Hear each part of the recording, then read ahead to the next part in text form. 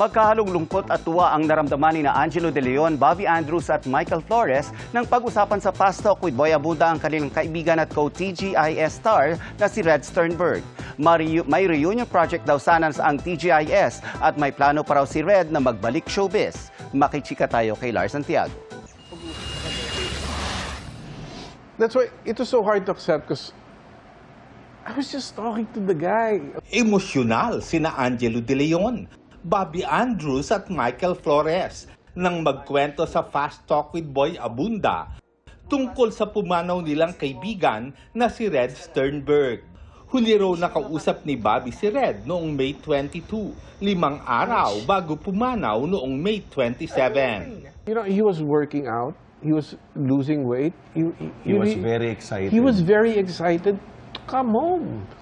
Bago raw pumanaw si Red, naghahanda ito na bumalik sa Pilipinas para sa 30th anniversary ng TGIS at para subukan ding muli ang pag-artista. Plano niyang bumalik dito. Plano nga niya mag-artista ulit. No, he was... Humingi pa nga na advice sa amin ni Bob, sino ba pwede kong kausapin.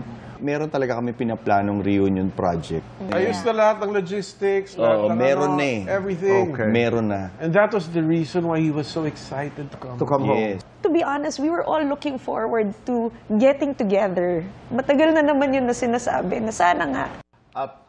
Mas naging emosyonal ang tatlo nang basahin ni Boy ang mensahe ng asawa ni Red na si Sandy para sa kanyang mga kaibigan at fans na patuloy ang pag-aabot ng pakikiramay. Kasi last time I talked to him, he was so excited about his bunso. Kasi only boy niya eh. The boy who calls him Dada. Yeah. Sabi ni Sandy. And then, at saka yun yung time na ini-enjoy niya yung fatherhood. Talagang, this is a different side of Red. Pero napalitan ang iyakan ng tawanan nang alalahanin ang first impression kay Red at ang kakulitan ng kanilang kaibigan na tinawag nilang friend at brother. Masungit.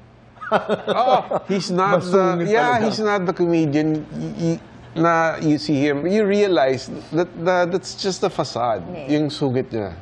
But once you get past that, you couldn't ask for a more dedicated friend. Once na naging comfortable na sa'yo, si Red, ayun na.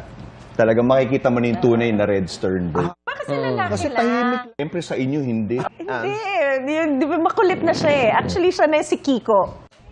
Lars Santiago, updated sa showbiz happenings.